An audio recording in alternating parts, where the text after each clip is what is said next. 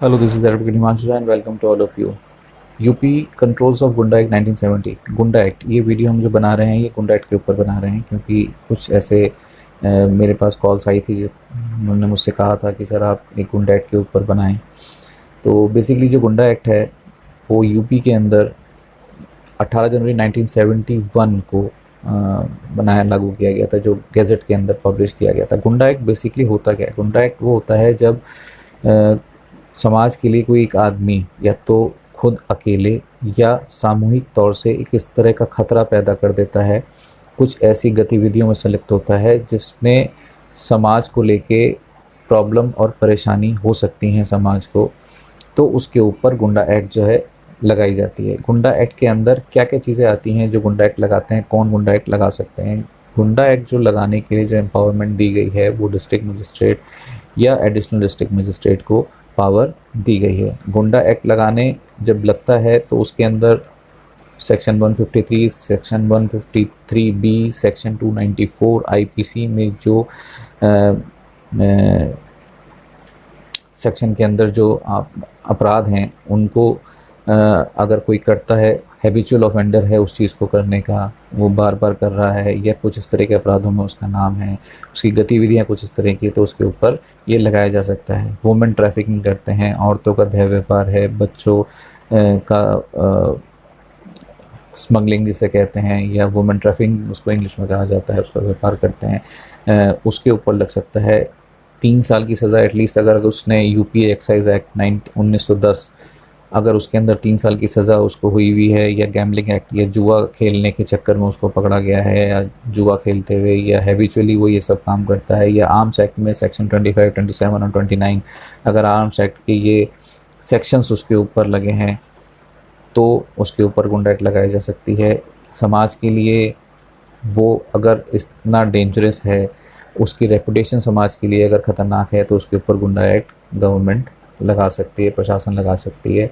अगर लड़कियों को कई बार कंप्लेन जैसे किसी की आई कि भाई लड़कियों पे फप्तियाँ कसते हैं, लड़कियों को छेड़छाड़ होती है, लड़कियों से अभद्र व्यवहार किया जाता है, तो उसके ऊपर भी ये गुंडा एक्ट लगाई जा सकती है। गुंडा एक्ट लगाते जब किसी के ऊपर ये लगाया जाता है तो एडमिन और प्रशासन की तरफ से एक नोटिस भेजा जाता है उनके पास, ये कहते हुए कि भाई आपके ऊपर ये सेक्शंस लगाए गए हैं, आप अपनी सफाई में अगर कुछ कहना चाहते हैं तो आप आके अपना पक्ष प्रस्तुत कर सकते हैं, खुद कर सकते हैं, या अपने किसी काउंसिल के द्वारा अपना पक्ष प्रस्तुत कर सकते हैं। अगर उसके बाद प्रशासन को ऐसा लगता है कि इस व्यक्ति का रहना इस समाज के लिए ख़तरनाक है, इस एरिया के लिए, क्योंकि जो ऐसे लोग होते हैं वो बेसिकली उनकी बहुत साठगांठ वहाँ पर होती है, वो उनके क्योंकि वो अकेले तो बहुत कम ही मिलते हैं, वो गैंग के तौर पे ये सब काम करते हैं, तो उनको वहाँ से दूर हटाने का भी प्रशासन उसका भी इंतज़ाम करती है। जैसे आपने सुना होगा तड़ी पार, अगर किसी के ऊपर ऐसे सेक्शन लगते हैं और गवर्नमेंट को ऐसा लगता है, सरकार को, प्रशासन को ऐसा लगता है कि इसको इस एरिया से, इस स्टेट से, इस सिटी से जो है बाहर किया जाए, तो वो उसको वहाँ से बाहर भेज सकती है। कुछ एक टाइम, सर्टेन टाइम पीरियड के लिए भेजा जा सकता है, 2 साल के लिए, साल भर के लिए, 3 साल के लिए, ऐसे भी भेजा जा सकता है। और टेम्परेरी एक अंतराल के बाद उसको आने की परमिशन भी मिल सकती है। मान लीजिए जैसे किसी को अगर 2 साल के लिए, साल भर के लिए किसी को बाहर भेजा गया, तो हर 6 महीने में आप अपने घर आ सकते हो, लेकिन जब भी घर आओगे आप बता के जाओगे और बता के यहाँ से वापस जाओगे। इस तरह की टेम्परेरी उसके ऊपर जो है टर्म्स एंड कंडीशंस जो है लगाई जा सकती हैं। टेम्परेरी भी होता है, ऐसा भी होता है कि किसी को साल 2 साल के लिए बाहर भेज दिया जाए, ऐसा भी हो सकता है कि किसी को साल के लिए भेजा जाए लेकिन उसके अंदर 6 महीने के लिए टेम्परेरी बेसिस पे लगाया जाए कि आप इतने टाइम के लिए रह सकते हैं और उतने टाइम के लिए आपको बाहर रहना पड़ेगा। 1 साल के अंदर आप 10 दिन के लिए, 15 दिन के लिए, 20 दिन के लिए आप आ सकते हैं, फिर वापस जाएंगे। अगर गवर्नमेंट को ये लगता है, सरकार को ये लगता है कि इस टाइम पीरियड से भी ज़्यादा टाइम एक्सटेंड करना है, तो वो उसका टाइम एक्सटेंड, ये आदमी के चाल चलन पर डिपेंड करता है कि अगर उसको इस तरह का कुछ पेनलाइज किया गया, उसको अगर इस तरह की रिस्ट्रिक्शन लगाई गई, तो उसके बाद उसके स्वभाव में क्या परिवर्तन आया। अगर उसके स्वभाव में पॉजिटिव परिवर्तन है, गवर्नमेंट को ऐसा लगता है कि ये उसके ऊपर से हटा लेना चाहिए,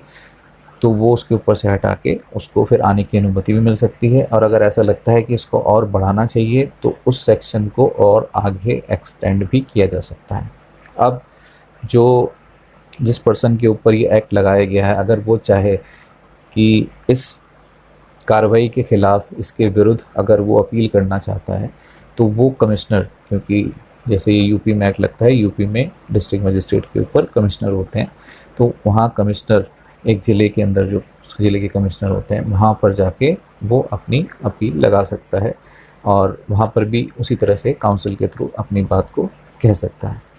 और अगर वो अपील एक्सेप्ट हो जाती है और हो जाता है तो वो उसके ऊपर से हटाया जा सकता है।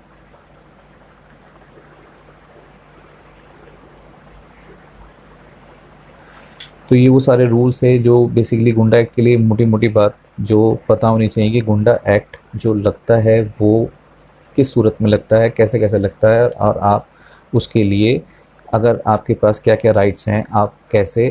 अपनी अपील कर सकते हैं, या अपने काउंसिल के द्वारा आप अपने केस को पेश भी कर सकते हैं, अपने विटनेस भी दे सकते हैं। तो उम्मीद है आपको इसमें समझ में आया होगा कि गुंडा एक्ट मोटे तौर पे होता क्या है, और आपके पास अगर कोई इस तरह की कुछ ऐसा होता है तो आपके पास अपील करने के और क्या क्या राइट्स हैं। Thank you so much for watching this video.